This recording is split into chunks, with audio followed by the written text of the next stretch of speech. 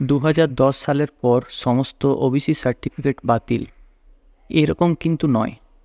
2010 সালের পরে যে জনগোষ্ঠীগুলো ওবিসি তালিকাতে ভুক্ত অর্থাৎ অন্তর্ভুক্ত হয়েছে তাদের বাতিল। অর্থাৎ আপনার জনগোষ্ঠী 2010 সালের আগে ওবিসি তালিকাভুক্ত, কিন্তু আপনি আজ সার্টিফিকেট পেয়েছেন, তাহলেও আপনার কোনো অসুবিধা হবে না বা অসুবিধা নেই। এছাড়া যে জনগোষ্ঠীগুলি 2010-এর পর ওবিসি তালিকাতে অন্তর্ভুক্ত হয়েছে কিন্তু চাকরি পেয়ে গেছে বা চাকরির প্রসেসে আছে, তাদেরও কোনো অসুবিধা নেই। কিন্তু ওই জনগোষ্ঠীর লোকেরা আজ থেকে কোনো আবেদন করতে পারবে না। এই পোস্টের সাথে লিস্টে থাকা সাবকাস্টগুলো বাদ যাবে। যাদের ওবিসি সার্টিফিকেট আছে সেখানে এই সাবকাস্টগুলো থাকলে তারা ওবিসির কোনো বেনিফিট পাবে না। অতএব 2010 সালের পর সব সার্টিফিকেট বাতিল এরকম কিন্তু নয়। এবার যেটা আলোচনা করব সেটা হচ্ছে ওবিসি সার্টিফিকেট বাতিল কেন।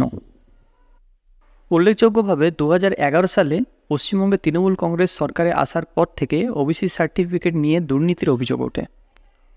পিছিয়ে পড়া শ্রেণীভুক্ত না হলেও অনেক মানুষ ওবিসি তালিকায় অন্তর্ভুক্ত হয়েছে বলে অভিযোগ করেন কলকাতা হাইকোর্ট মামলা দায়ের হয়।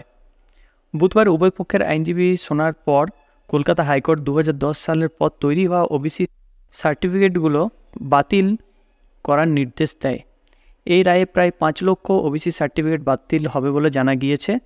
বিচারপতি তপব্রত চক্রবর্তী এবং বিচারপতি রাজশেখর মান্থার ডিভিশন বেঞ্চে এই রায় দেন।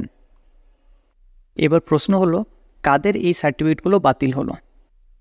2010 সালের পর যারা ওবিসির আন্ডারে ছিল না, অতএব পিছিয়ে পড়া শ্রেণীভুক্ত না হয়েও অনেকেও কিন্তু ওবিসির তালিকায় অন্তর্ভুক্ত হয়েছেন, তাদের এই সার্টিফিকেট বাতিল করা হলো। এবার হচ্ছে কোর্টের অর্ডার কপিতে কী লেখা রয়েছে বা হাইকোর্টের রায় কী ছিল।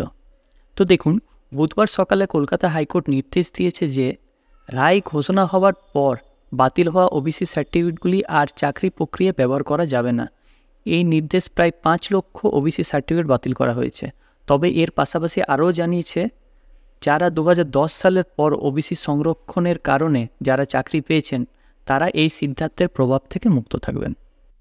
এবার প্রশ্ন হচ্ছে, যারা চাকরি করছে তাদের কি কোনো রকম সমস্যা হতে পারে? না, তাদেরকে কিন্তু কোনো সমস্যায় পড়তে হবে না। যারা ইতিমধ্যে চাকরি পেয়েছেন কিংবা চাকরির ফর্ম ফিল আপ করেছেন তাদের কোনো রকম সমস্যায় পড়তে হবে না।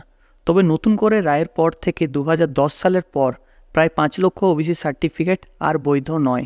এই সার্টিফিকেট দিয়ে নতুন করে আর কোনো প্রার্থী বা শিক্ষার্থী জাতিগত শংসাপত্র প্রমাণ দিতে পারবেন না। আপনারা দেখছেন মিস্টার সেলফ স্টাডি। সো ভালো থাকবেন, সুস্থ থাকবেন। আশা করছি এই ভিডিওটা আমাদের ভালো লেগেছে। যদি ভালো লেগে থাকে অবশ্যই চ্যানেলটিকে লাইক, কমেন্ট এবং সাবস্ক্রাইব করবেন এবং পাশে যে বেল আইকন রয়েছে সেটাকে ক্লিক করবেন নিয়মিত সবার প্রথম সঠিক আপডেট পাওয়ার জন্য। সো থ্যাংক ইউ, ধন্যবাদ এই ভিডিওটা শেষ অবধি দেখার জন্য।